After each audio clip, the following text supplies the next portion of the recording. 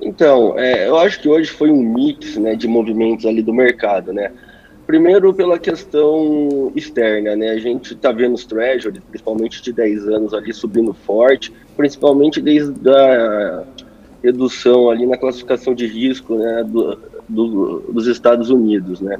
Isso aí fez o mercado lá pesar um pouco, a gente teve o ADP também, então tudo isso fez com que o Treasury subisse, o S&P corrigisse aqui, o S&P corrigisse lá, né? E isso acabou contaminando um pouco o day longo aqui, que logo após o Copom também, porque o mercado vinha precificando 25 bips ali, a gente viu pelas apostas de Copom, a gente viu ali também pelo movimento pré-Copom, né, da curva de juros, a gente pegar um diferencial do faca 25 com faca 29, estava 0 a 0 e pré-Copom ali ele chegou a ficar 25 bips negativo, entendeu? E o mercado ele ajustou esse movimento, né? Então fez um movimento de inclinação, foi num Copom um pouco mais dobre, né? Então eu acho que está tendo um movimento técnico, meio de ajuste de posição na curva, os players que estavam apostando no movimento de flattening, né? Junto com essa situação externa ali dos Estados Unidos, dos treasuries abrindo bastante. Então eu acho que esse juro longo abrindo de uma maneira geral, acabou impactando aí nas ações de varejo e em alguns setores aí mais sensíveis a juros. Perfeito. Isoteka aqui. Bom, ainda sobre essa questão dos juros de ontem, né? A gente viu um Campos Neto mais dovish, né? E divisão ali do Banco Central. Você acredita que isso também possa ter abalado o mercado após a euforia inicial? Então, eu acho que teve essa situação porque o mercado estava muito dividido. A gente nunca viu, por exemplo, as opções de Copom com prêmio tão dividido, né? Então, o movimento hoje ia ser forte na curva, entendeu? E o Campos Neto desempatando, né, a votação, né, que estava 4 a 4, isso foi um sinal benigno aí, que o DI curto chegou a cair 2% hoje durante o pregão. Então, acho que de uma maneira geral foi uma surpresa boa, assim. Só que teve esse movimento técnico, que acabou jogando um pouco de água no chope, a gente viu também as commodities, né, realizando, minério principalmente. Então, acho que tudo isso ajudou a emperrar um pregão um pouco mais positivo aqui das nossas ações, né? Perfeito. David, sua pergunta para o Hélio. Hélio, boa tarde, um prazer estar falando contigo. Quais são as Boa tarde, perspectivas David. que você pode trazer, pensando tanto nessa queda, né, do 0,50, mas também a contratação praticamente de 0,50 para a próxima reunião? Acredita que nesse segundo semestre a gente já teve um mês de julho positivo, a gente continua com esse movimento de alta na Bolsa, o Ibovespa deve buscar os 130 mil pontos, ou esse cenário, analisando Estados Unidos principalmente, trazendo uma diminuição no rating, com todos esses riscos, olhando o mercado externo, deve ter alguma correção na nossa bolsa.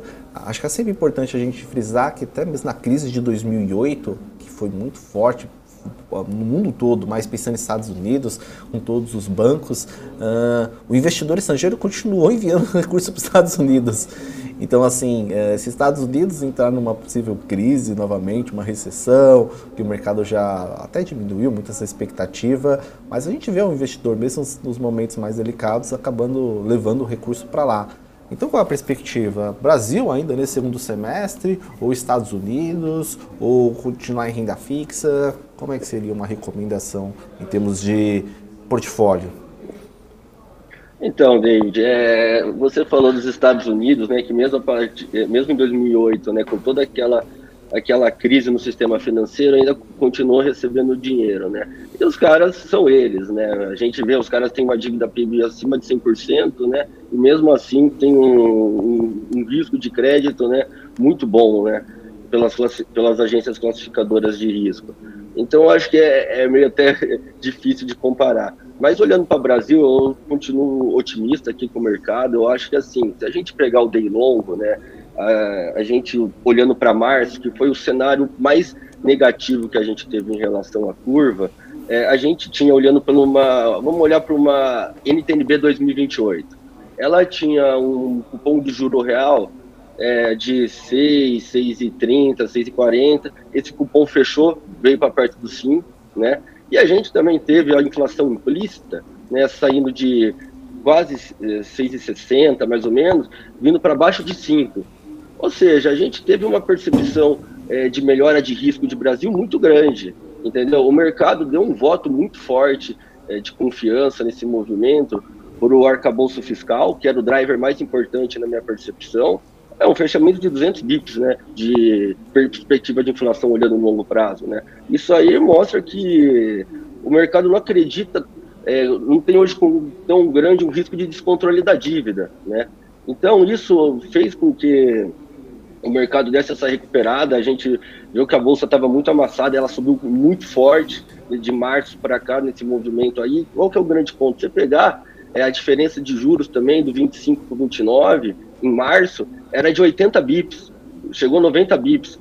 No cenário ali que esse diferencial voltou, ele chegou para menos 40 bips, né? Agora em junho, entendeu? Então você teve uma melhora de sentimento de mercado muito grande, entendeu? Então isso faz com que a gente olhando aí agora o Brasil com uma perspectiva de corte de juros, muitas empresas vão melhorar a margem, né? Agora pela relação das despesas financeiras começarem a diminuir um pouco e o agro andando com força, né? E a gente tendo a perspectiva de melhora na economia real, o setor interno ali, a indústria deve começar a andar, o varejo deve começar a responder alguma coisa. Enfim, eu tenho uma perspectiva positiva assim para a Bolsa de uma maneira geral. Tá? Eu acho que tem espaço para andar ainda, tem muita coisa negociando historicamente com um múltiplo abaixo aí, né? E por toda essa conjuntura dos juros, o shape, eu gosto muito de olhar isso, né? O shape da curva de juros. Está inclinada, está fletando, isso aí me dá o time de alocação, né? Em determinados momentos. Então hoje eu vejo a curva ela inclinando, mas de uma maneira positiva, porque o day curto está caindo bem mais do que o longo, entendeu? Então é um sinal que a gente vai ter um juros baixo, né?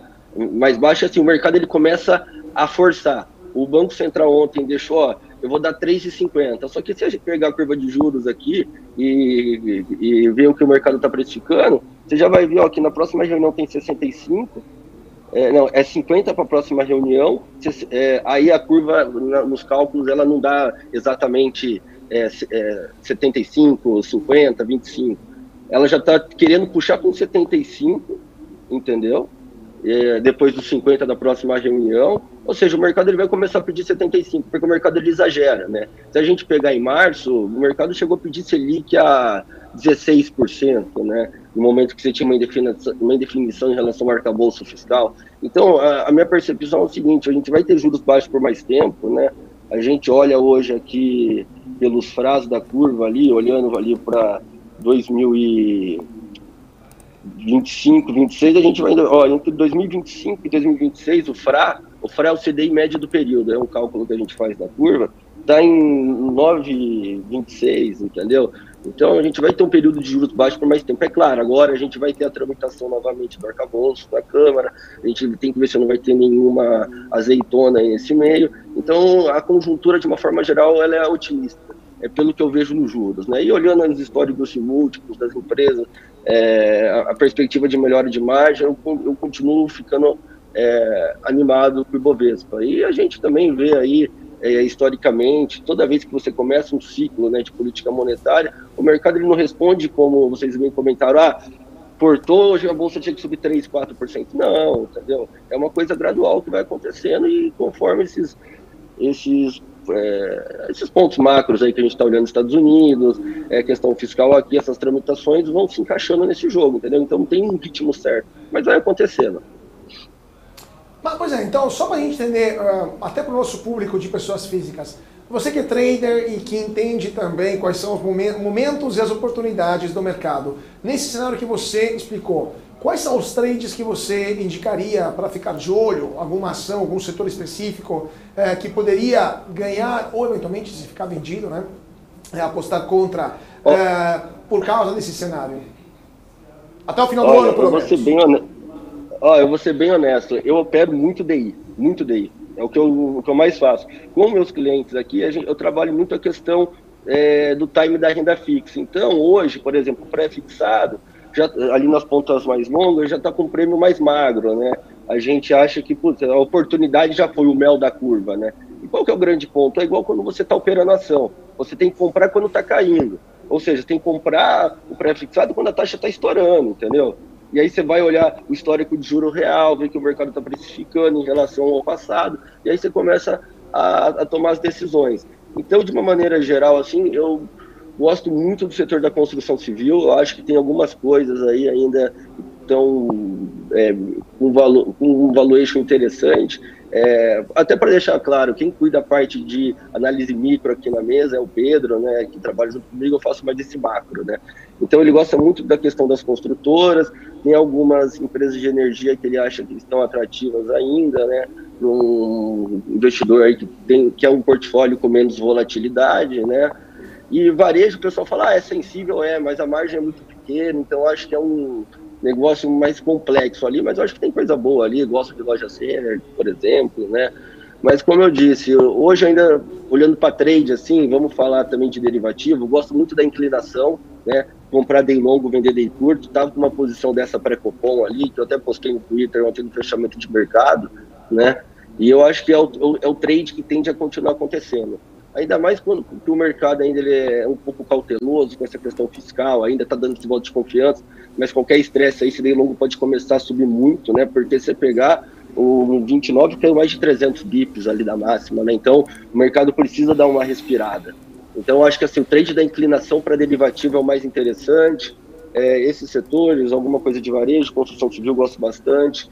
E empresas de consumo interno também, eu acho que tem algumas coisas aí que vão andar. De setor é basicamente isso. Commodity, gosto de Vale também nesse preço, acho bem atrativo, né? Acredito que a China aí tem uma inflação baixa aí, a inflação acho que da China dá 2% acumulado em 12 meses, então você tem muito espaço para fazer política fiscal, tanto monetária, né? Você tem como dar injeção na economia. Eles estão cortando o depósito compulsório lá. Eu acho que alguma hora vai destravar essa Vale aí. Na hora que a gente já vai ver, já vai estar 90 aí, rapidinho. Pois é, né? Agora, só para terminar esse ponto, então, operando daí, o que você está achando das taxas, não necessariamente dos prefixados, mas em geral, com essa forte entrada de investidores estrangeiros também, maior interesse para o Brasil, a Fitch também melhorando a nota de crédito, você está vendo que as melhores oportunidades já foram porque o juro já está baixando, já está caindo por uma demanda cada vez mais forte. O que aconselhar para o nosso público se interessam por renda fixa e por operar DI?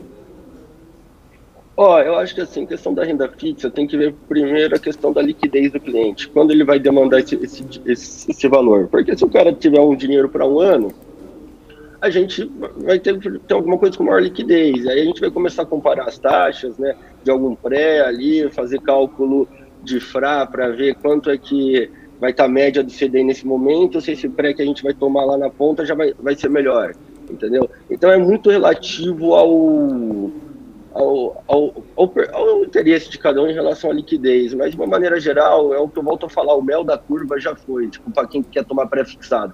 Eu acredito que tem muita oportunidade ainda em crédito privado. Eu sei que o investidor está meio traumatizado, meio com medo depois do que aconteceu com os americanos, mas os spreads do crédito privado, do IPCA+, eles fecham com uma velocidade bem menor por questão de liquidez do que de uma NTNB, entendeu? Então você tem algumas empresas boas aí que estão com algumas emissões pagando IPCA mais 6, e o IPCA mais 6 historicamente é uma coisa difícil de se bater, né? Olhando para a bolsa como geral, o Ibov, né? CDI, né? Então eu acho que tem algumas oportunidades aí no crédito privado, empresas boas que vão melhorar agora a margem de segurança, e esses spreads aí tem um espacinho para fechar. Então eu ficaria de olho nesses IPCA mais aí, 2029, 30, 31, acho que ali tá interessante para pegar. NTNB, eu acho que tem alguma coisa interessante nas mais longas também. Se a gente tiver um governo aí sem nenhuma surpresa aí, né? E os poderes continuarem trabalhando em harmonia agora, principalmente o Banco Central e Fazenda ali, o Haddad elogiando e tudo mais, a gente pode ter aí esse juro real ali fechando um pouco mais, esse arcabouço passando legal também, a gente conseguir entregar o resultado fiscal aí que que o Haddad prometeu para esse ano, questão de déficit, né?